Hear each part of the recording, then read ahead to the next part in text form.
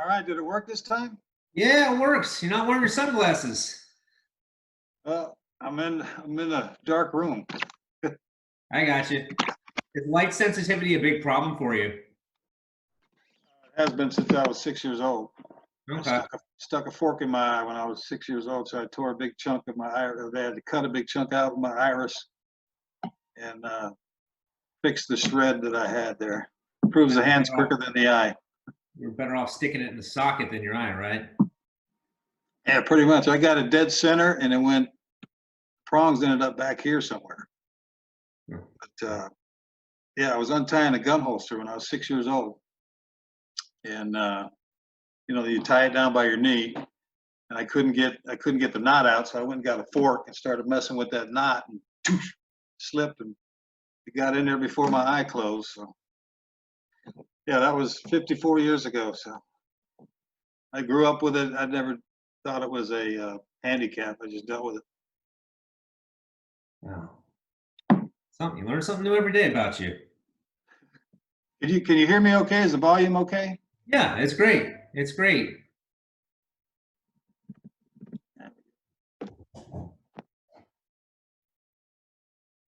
All right, Jim. Ready to start this party? Yes, sir. So tell me how your memory is. Your short term, your long term. Well, actually, my long-term memory is a hell of a lot better than my short. I mean, I can still remember,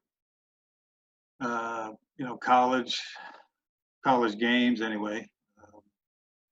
I didn't go to school much, so I remember the games.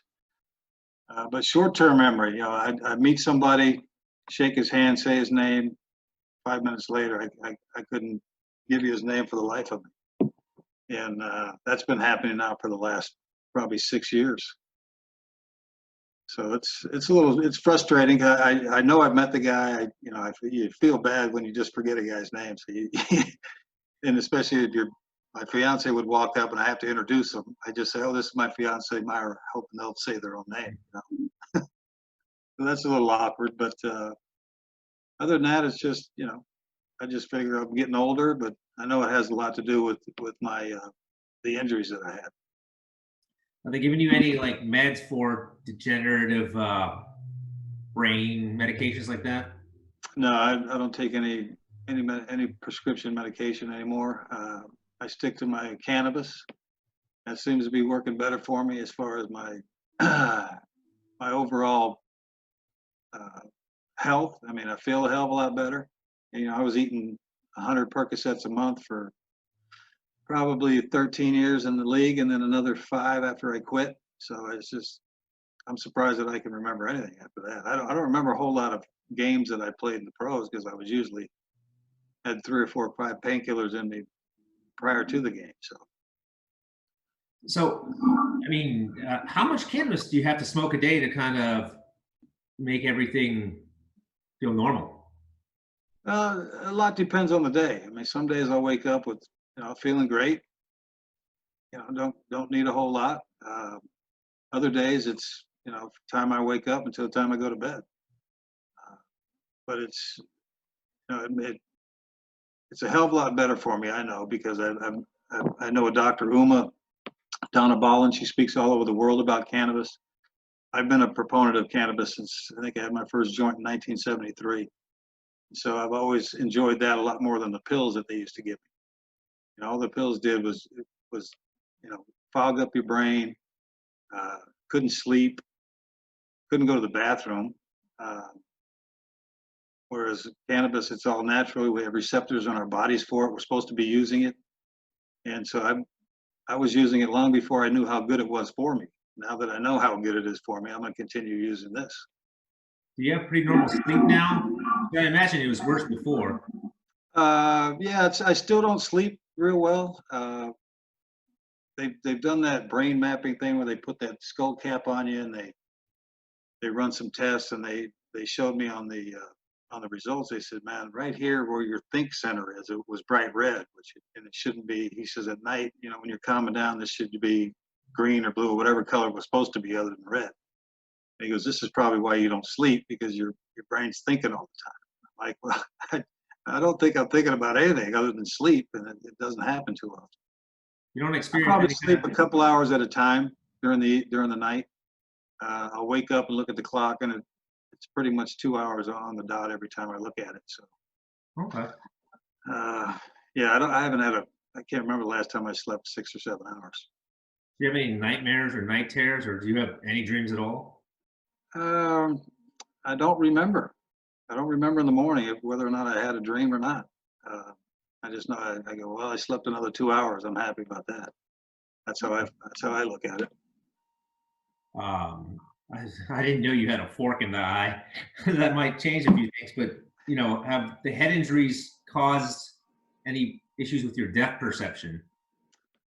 Well, I've always had issues with that, so I don't know if it's part of the concussion syndromes that I still go through, or if it's just my whole life. I haven't, especially on a golf course where there's no, at least on a football field, I knew every 5 yards there was a white line. So that's what I would do. I would count the white lines to figure out how many, where the guy was supposed to be, because I didn't see him all the time, especially if he was on my right side of the field. That was always my blind side. I could see the guy behind my left shoulder.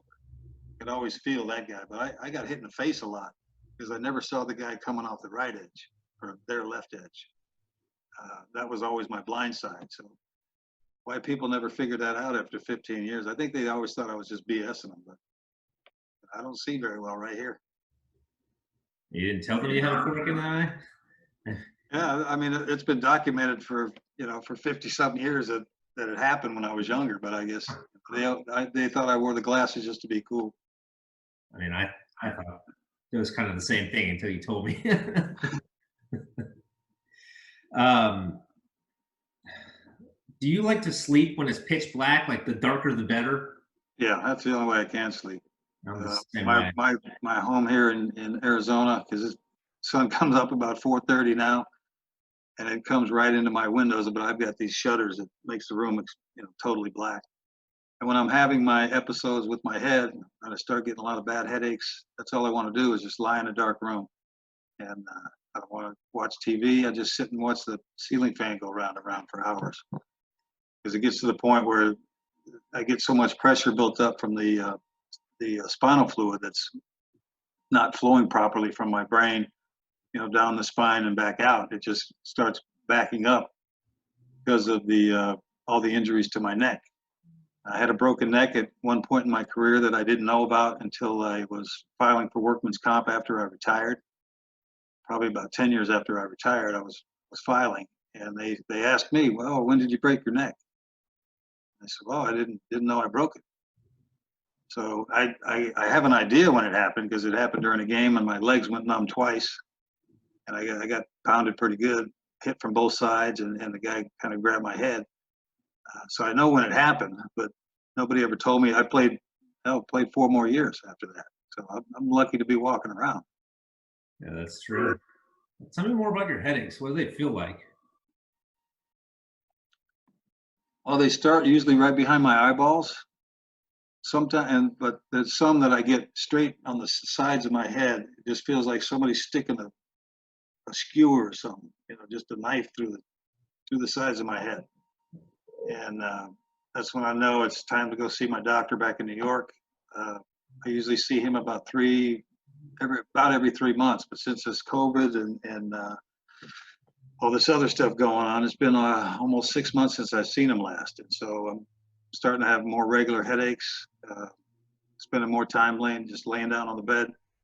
I tell him that's the only time I feel better is when I'm laying down. He said that's because when you're laying down, the gravity is off your neck. It's not pushing your neck and compressing those vertebrae that are already too close together.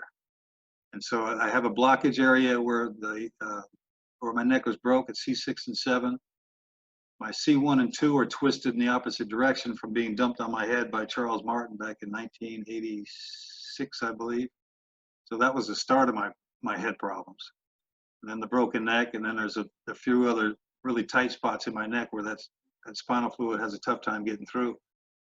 And so if any of those things get out of whack, that's when I know, the headaches start, time to go see them. But sitting in an airport and then sitting on a plane for 4 or 5 hours, it's not real fun when your head's already full of stuff. And but it's the only thing that I can think of right now, other than I've talked to a neurosurgeon. Their recommendation was to put in a shunt, which I don't want. I don't want to have a hole in my brain and then a tube down the side of my neck that goes into your stomach. That's only going to cause more problems. So I said, this way, at least I know what's going on with me. A lot of guys don't. I've talked to a lot of my friends that are having issues. I always send them to this doctor. Is this doctor a functional neurologist? Because I know you said in a previous interview was No, he's a chiropractor, but he's been studying the brain for the last 25, 30 years. He just does, as part of his practice, he's been studying the brain. He speaks all over the world about it. I think he just got a grant to look into some of the NFL problems. It's about time. He's been actually seeing me and helping me for free. I pay my own way there and get a hotel room for the night, because flying into Albany is tough.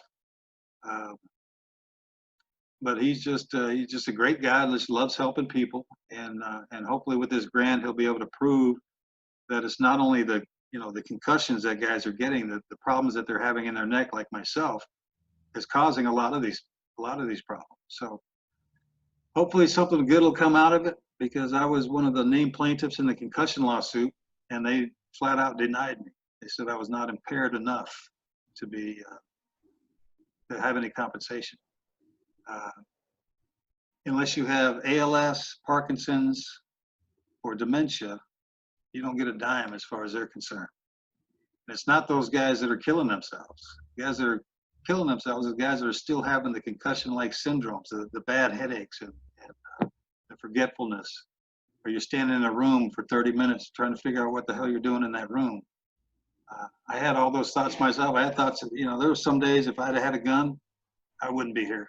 My head hurt so bad. But now at least I know as soon as I start having these problems, I get on my computer, make a flight, call the doctor, say, look, I'm coming in, doc. And he'll meet me in Albany. His office is actually in Rock Hill, New York. So it's a tough place to get to. So if I fly into, LaGuardia or Newark or something like that, I have to drive 3 hours. Whether it takes him, I think, about an hour and a half to get to Albany. So I meet him there. He does his thing. Sometimes I'm in and out in the day. But most times with flights the way they are, I have to spend the night. So, but it literally takes 5 minutes. It takes me longer to lay on the table and get the right adjustment, and then he hits me with this. It doesn't even touch my skin. It's called the IGAT machine. It's how do they say it? I can't even remember what IGAT stands for now, but it sends a vibrating pulse through my neck, and it just moves those bones just enough to let that fluid out. And it's not a cure-all by any means, but it's the only way I know, other than surgery, to still function. Yeah, pain is subjective, and nobody really knows anything that has to do with your brain. They don't see that pain, and that's what I've come to find. Oh yeah. Yeah, I've had people emailing me from all over the country having some same issues with their head. They either they took a fall, or they fell off their bike, or they had an accident, and they're having the same symptoms that I had. I always refer them to Dr. Rosa, and I said, you have to get an MRI and what do they call it, a load-bearing MRI. You have to be sitting up, because when you lay down and take the MRI, like I said, the gravity's off you, everything kind of flows the way it's supposed to flow. But when you're sitting up, they can see actually all the points where it's not flowing properly.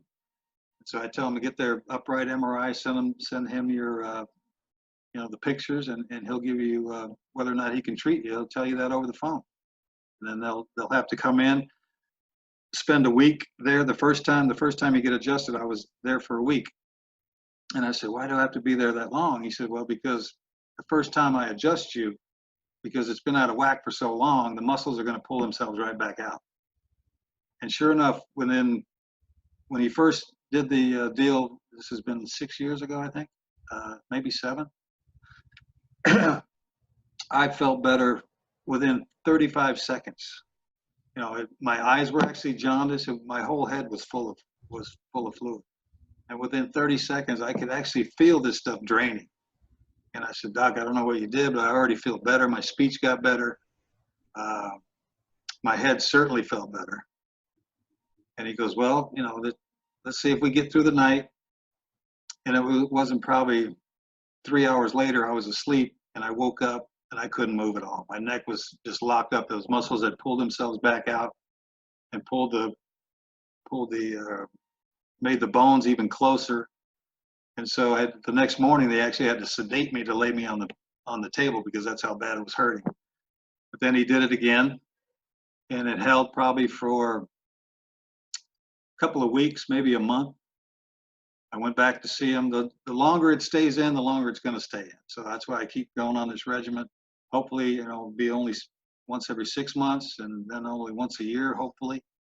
But like I said, it's been almost 6 months now, and I'm definitely due for an adjustment. How did you find it? They found me. I did a Sports Illustrated article whenever I was on the cover with that woman. They read the article. They called me up and said, hey, look, we think we know what's wrong.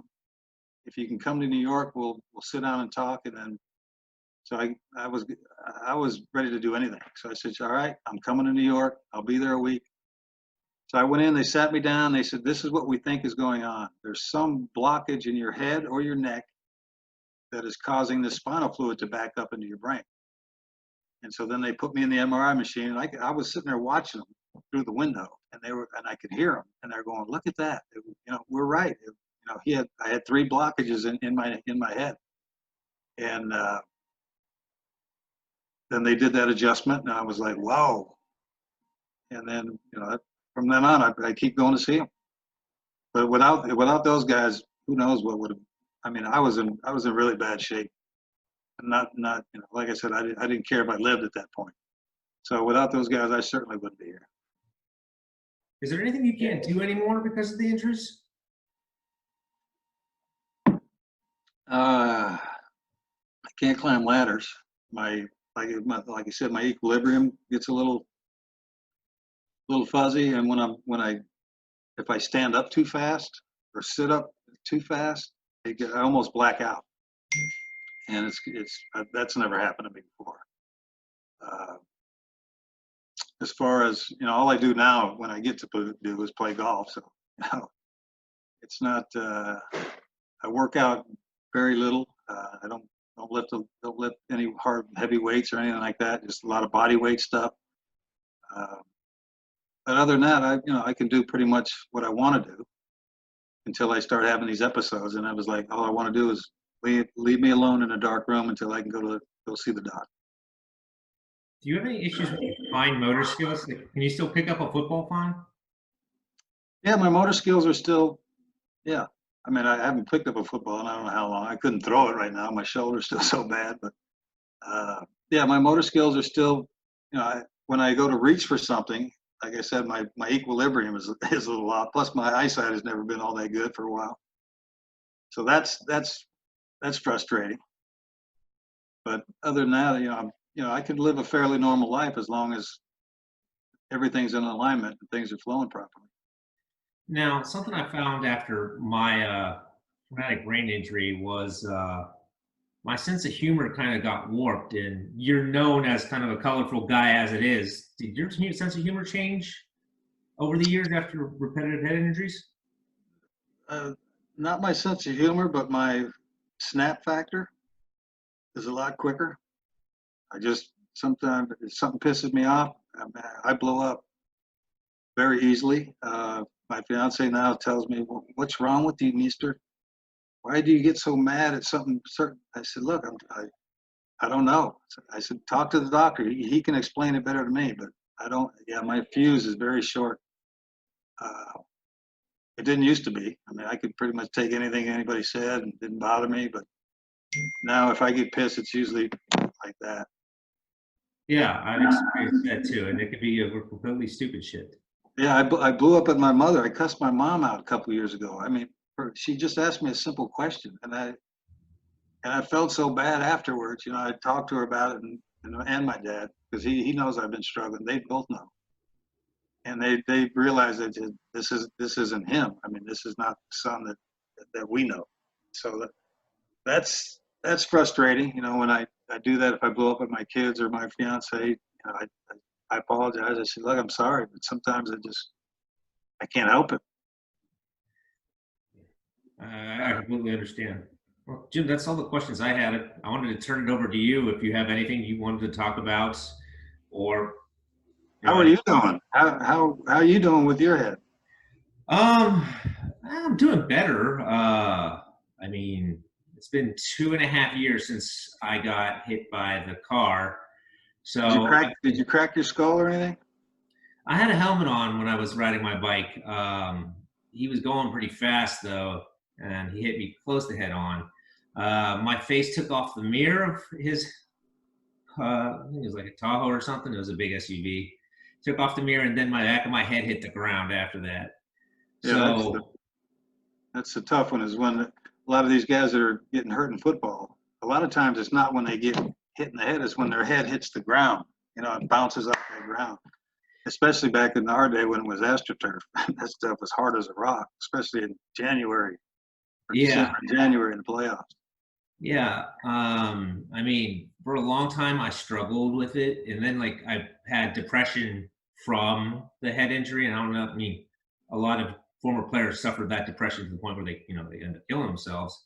But I kind of went through the same thing, and then I did ketamine therapy for it, which is it works fast, and it's like kind of like your last resort, and it's helped a lot. And other things have improved. There's certain things that like my depth perception's probably always going to be off to some degree, but I found out like recently that it's a lot further off than I thought. I've just learned to adapt to it. So Yeah, a few minor things here and there, but I've kind of worked with either adapted to it or got better with it. So this is the new normal. yeah, the new normal. I'm tired of hearing that crap from all these people. Yeah, it's amazing what you can get used to, right? Mm-hmm. Yeah, But so yeah, I mean, I don't ride outdoors that much anymore. I kind of ride this trainer in the back. It's a smart trainer, hooks up to the internet. I'm just never outside anymore.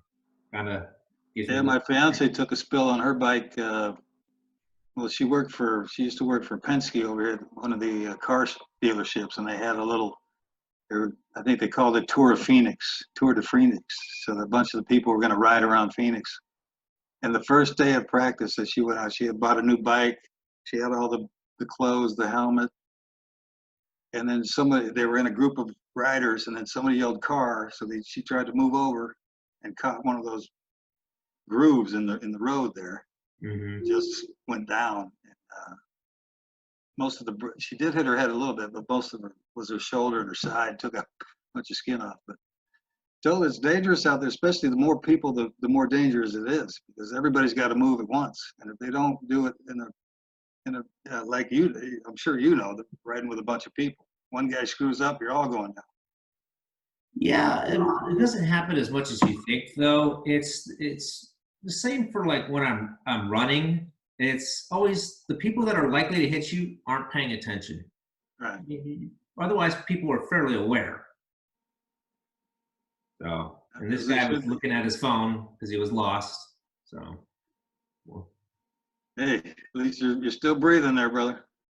yeah, it's interesting. Like for the first 2.5 years, I think it felt like a habitual ass kicking, and then everything started to work its way out. I always say like immediately after the accident, it's kind of like somebody shook the snow globe, and now everything's starting to settle out again. That's good. Glad to hear it. Well, Jim, thank you for taking the time to talk with me today. I appreciate it. Yep, no worries, my man. I wish you the best of luck, and hopefully too. that head'll be better. Yeah. Well, good luck, and I hope you get to your doctor soon. Yeah, me too. Mm-hmm. Have a good night.